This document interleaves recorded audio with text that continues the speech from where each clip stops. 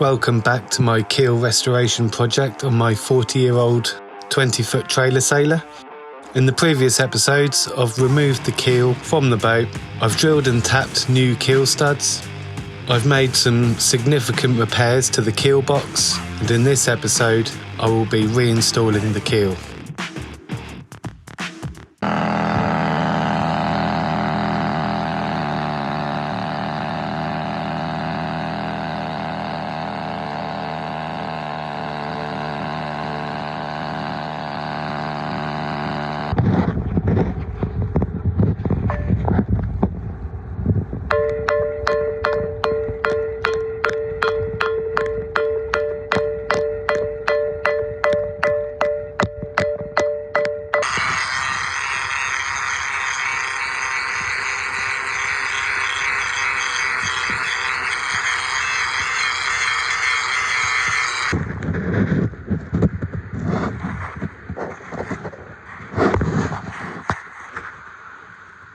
Right guys, so yeah, I'm running out of time, and I've got the keel box all leveled up and epoxy coated and everything, which is great news.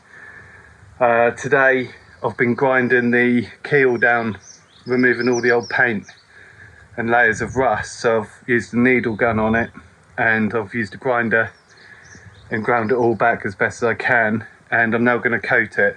I'll just show you what I'm doing here. So here's the keel. I've just given it a final wipe down and it's looking pretty smooth, to be honest. Obviously I'd rather have got it grip blasted, because that would have just sorted it all out and then I could have fed it and done a real nice job, but actually I'm probably going to do that next year instead. I've got the studs glued in.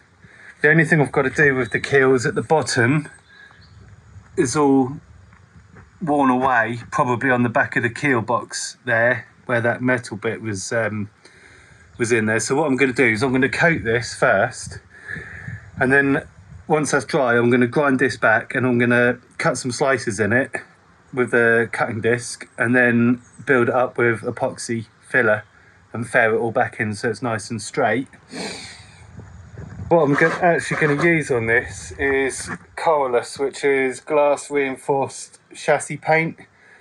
Just because I've got it, I'm never going to use it on anything else, and it's black, and I've got some leftover black anti-foul, so I will anti-foul this with black anti-foul, and then next year I'll just get it blasted and do a proper job on it. But I was just going to chuck it straight back in and anti-foul it, but I thought I might as well just hit it up and get rid of most of the rust, and there's a hell of a lot of rust came out. You can see I did it on this tarpaulin, and there's just so much of it. Probably lost a couple of kilos. There's my dad's project, and this has got styrene and all sorts in here, so well ventilated area. Who knows, next year this stuff might still be doing a really good job on it. Right, here goes. So what this is like, could be a nightmare. Let's try it.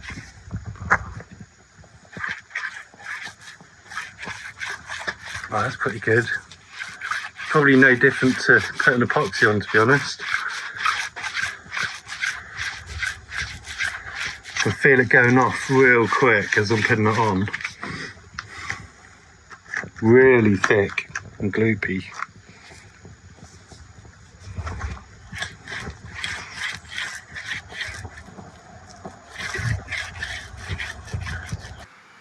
First coat on.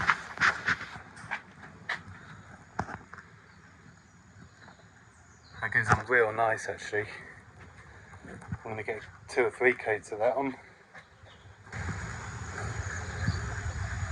We'll see how many years this lasts. We're a good experiment. So here we are. I've got a couple coats of paint on yesterday, 3 coats. That is like a rust converter. So I'm actually pretty chuffed with that.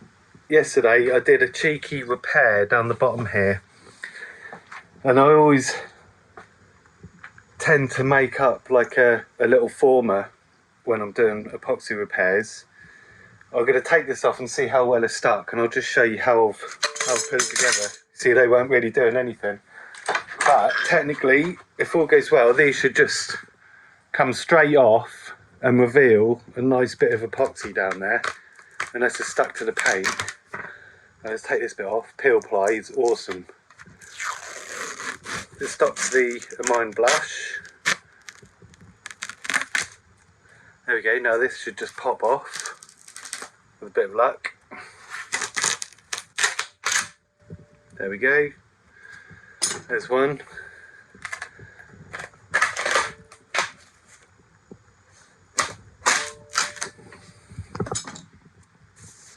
Yeah, and that's definitely got, oh yeah, it's definitely got where I wanted it to.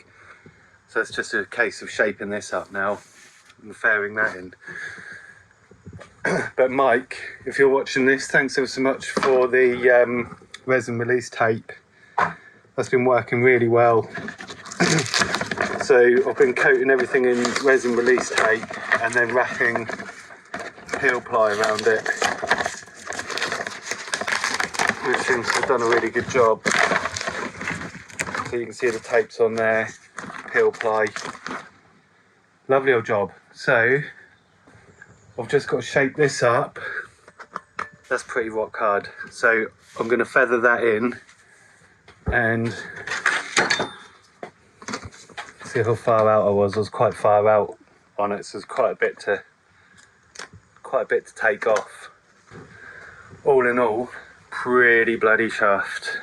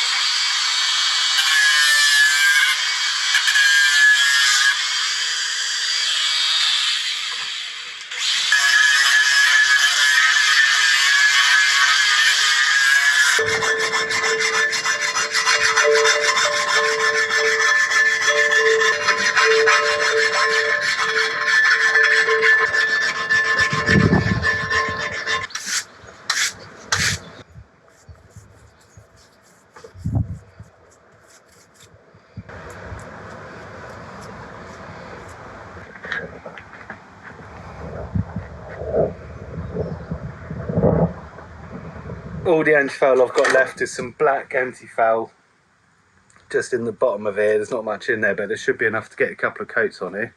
This is thick and lumpy because it's, I don't think whoever had this mixed it up at the bottom of the can very well, but it's going to be better than nothing.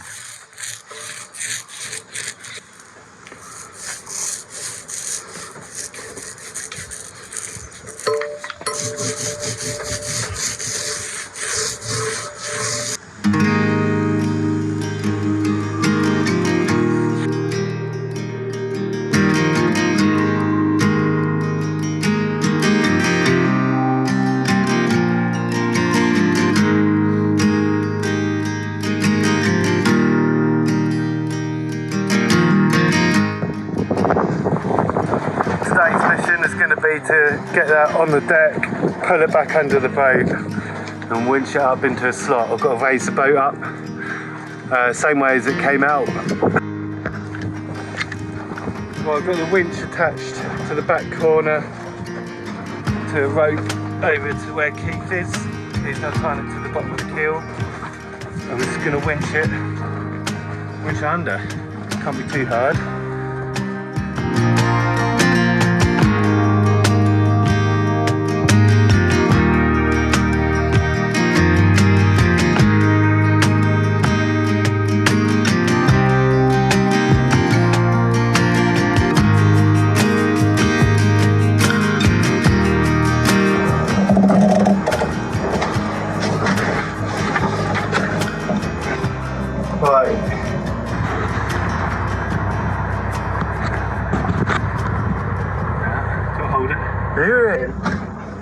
touching at the back end now.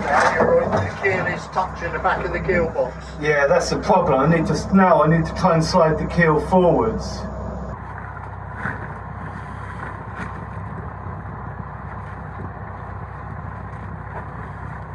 About there.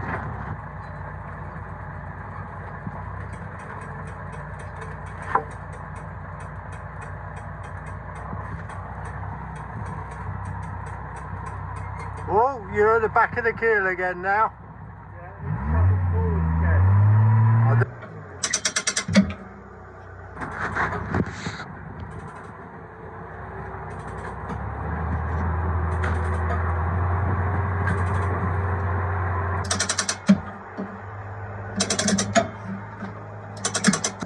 Yeah, what I want to do is I want to drop the keel on the floor and then bolt the keel tray on.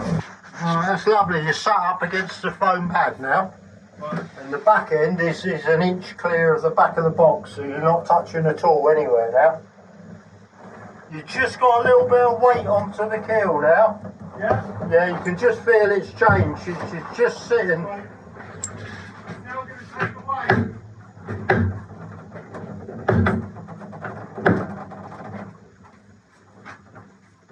Tell me when the winch line goes set.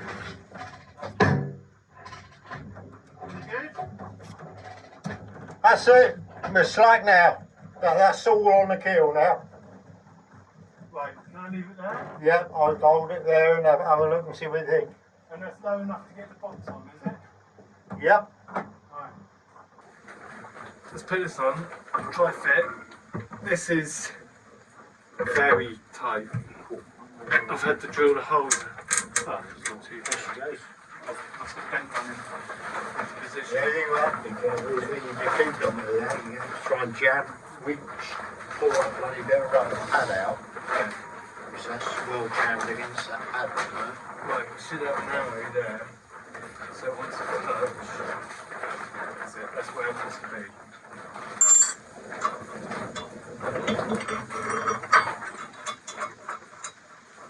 Yeah, if it's all got to come back off again, then I think without my glasses on, That's ½ inch. just feeling the quality of that spanner, it's a snap on there. Yeah, Mate, or you've got Mac tools. a snap on. Yeah. Just the minute you pick it up, That's about probably 100 quid's worth. That's the weight of it, the feel of it, instantly, that's a snap on.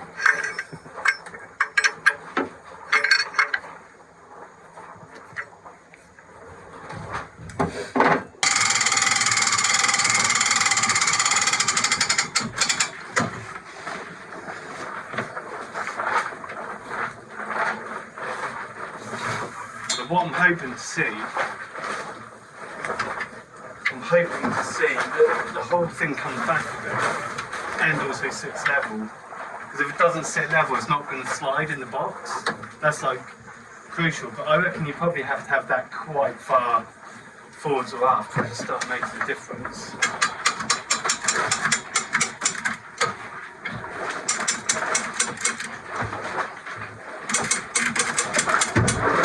Clear it out. You want this pad out? Yeah. Pad's out. It's totally on the square now. Watch your fingers, never get your fingers under there. Right, yeah, it doesn't touch. Yeah, it just rests on the back there, which is why that is, when it had that metal bar in there, look, down there, when it had the metal bar in, there was no risk of it wearing, but it did wear the back end of the keel out. I see you had a strip of metal down there, did it? Yeah. Yeah, not having that metal in there is a bit of a questionable act. But I think the boat's not level, is it? This is the other thing. If the bow's high, this isn't going to sit right. No, until you're back on the water, you're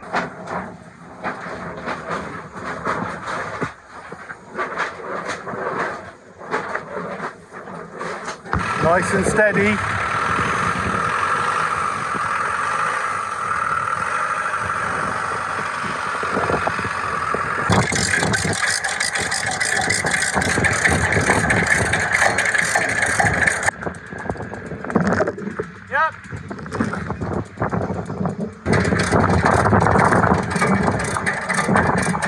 wind that up to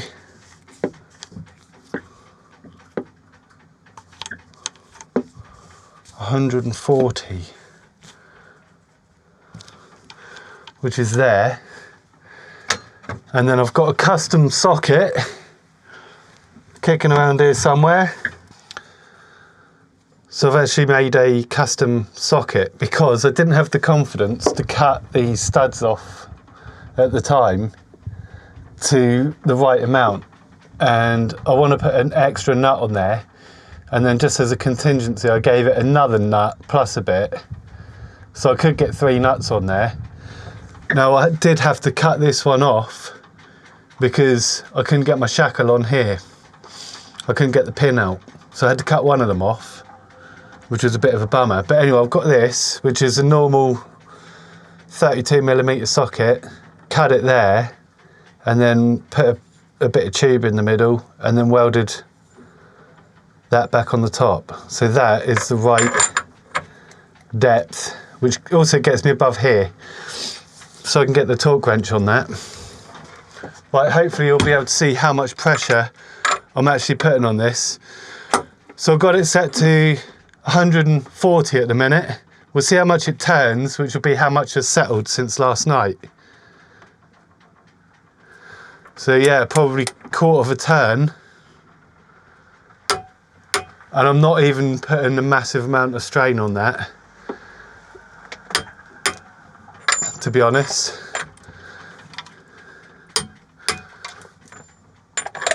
Yeah, I'm getting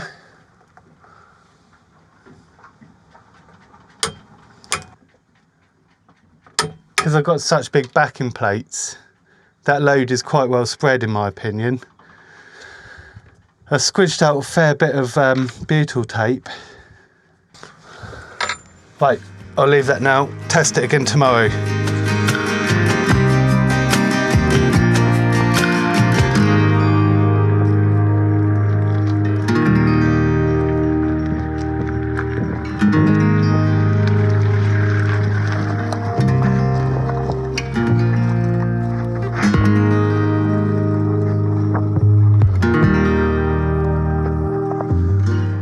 Right, here goes. I've launched the boat. I've still got this direct purchase, which ideally I want a 2-to-1 purchase on here. But yeah, let's go down. The winch is very stiff for some reason.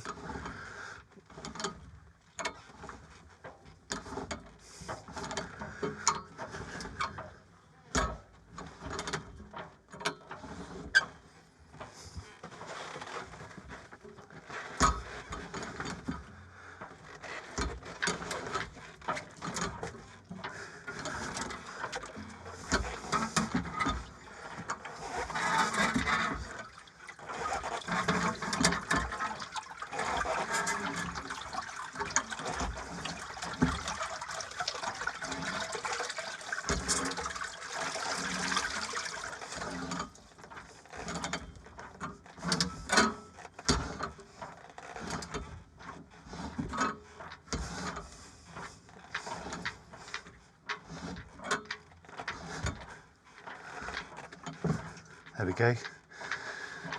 And that is all the way down. Feels pretty good.